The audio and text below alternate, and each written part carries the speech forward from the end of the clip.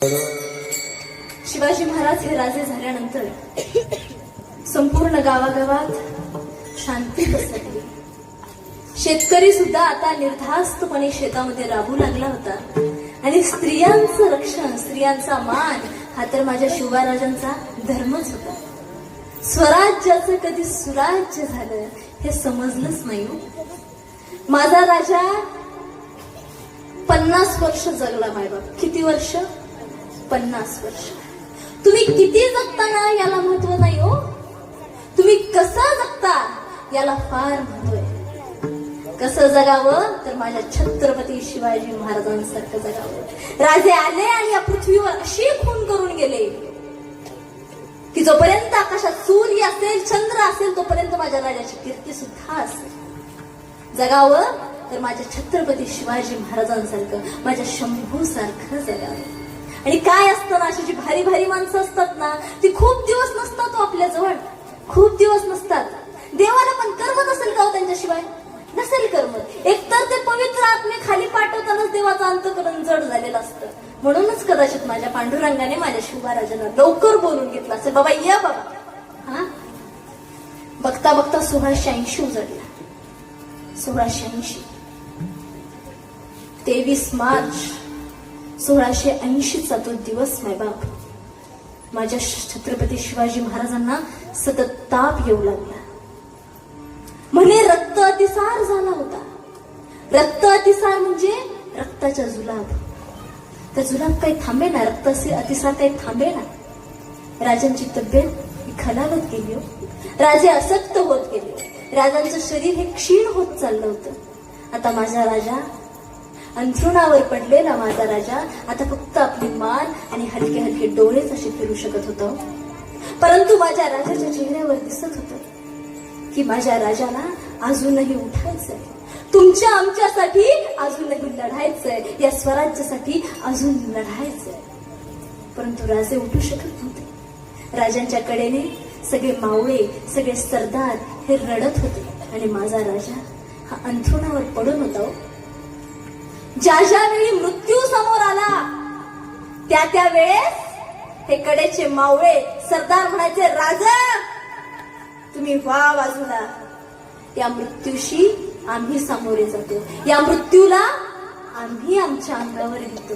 तुम्हीच आमचे देव, तुम्हीच आमचे विठ्ठल, तुम्हीच आमचे भगवंत, असं म्हणून त्या मृत्यूलाही हरवणारी सगळी मंडळी मायबाप आज माझ्या राजाच्या कडेनं उभी राहिली होती. ती काहीच करू शकत नव्हती.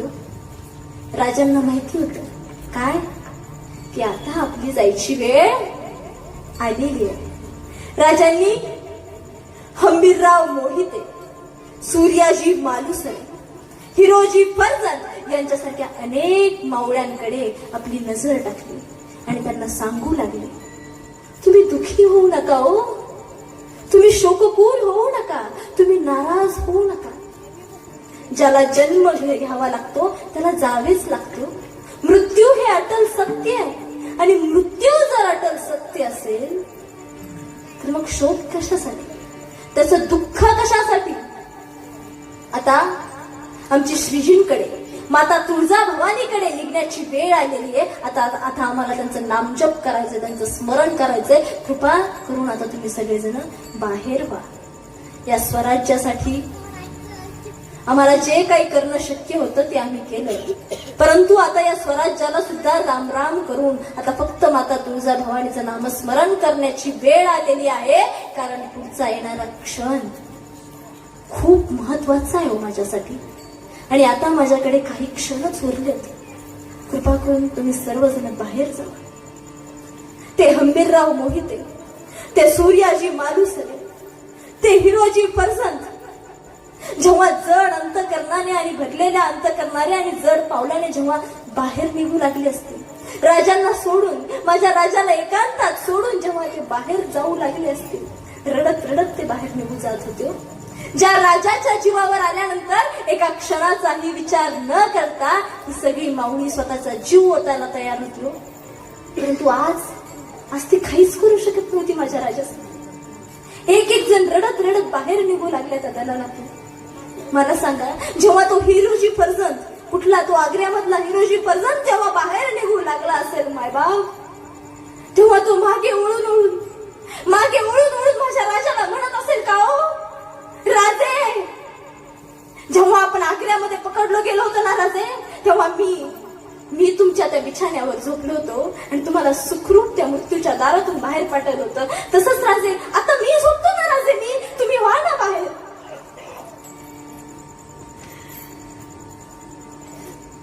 कोंढाणा किल्ल्यावर ज्या वेळेस तानाजी मालुसरे धाराधीर्थ पडले होते, त्यावेळेस त्या गडाची दोर कापून त्या गडाची दोर कापून, अरे पळकुट्यांनो, बाप मेला म्हणून पळतात काय, आता मी या गडाच्या दोऱ्या कापल्यात, एक तर उड्या मारून मारा किंवा लढून जिंका असं सांगणारे ते सूर्याजी मालुसरे. त्यांना बाहेर निघताना काय वाटत असेल हो? कधीही आणि कोणत्याही युद्धामध्ये न हरलेला हंबीरराव आज मात्र हरल्यासारखा दिसत होता मायबाप. प्रत्येक जण बाहेर निघू लागला. मला सांगा, बाहेर आल्यानंतर त्या मावळ्यांना त्यांचे अश्रू रोखता आले असतील का? रोखता आले असतील का? ढसा माझे मावळे रडत होते, सगळे सरदार लोक रडत होते, राजा राजा. आठवा मायबाप कसा असेल तो क्षण. आणि तेवढ्यात माझ्या राजाने देवाचं नामस्मरण करत करत करत जय भवानी असं करत करत या शरीराचा प्राण त्याग केला, या शरीराचा त्याग केला. मावळे सरदार लोक रडू लागले, राजा राजा राजा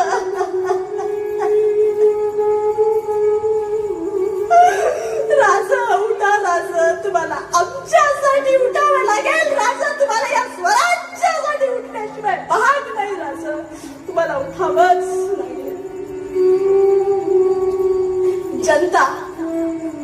जनता रडू लागली. जनता काय म्हणून रडत होती? आज आमचा राजा नाही, आज आमचा बाप गेला, आमचा बाप गेला.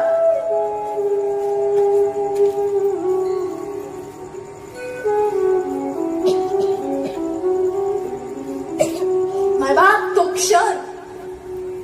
क्षण असा होता की वाऱ्याची झुळूकही थांबली होती हो.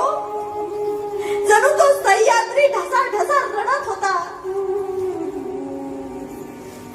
भर दुपारी रायगडावर अंधार पसरला होता आणि एकच आवाज येत होता, राजा तुम्हाला आमच्यासाठी, राजा तुम्हाला आमच्यासाठी आणि या स्वराज्यासाठी राजा उठावंच लागेल. राजा उठा ना, राजा बघा ना आमच्याकडे.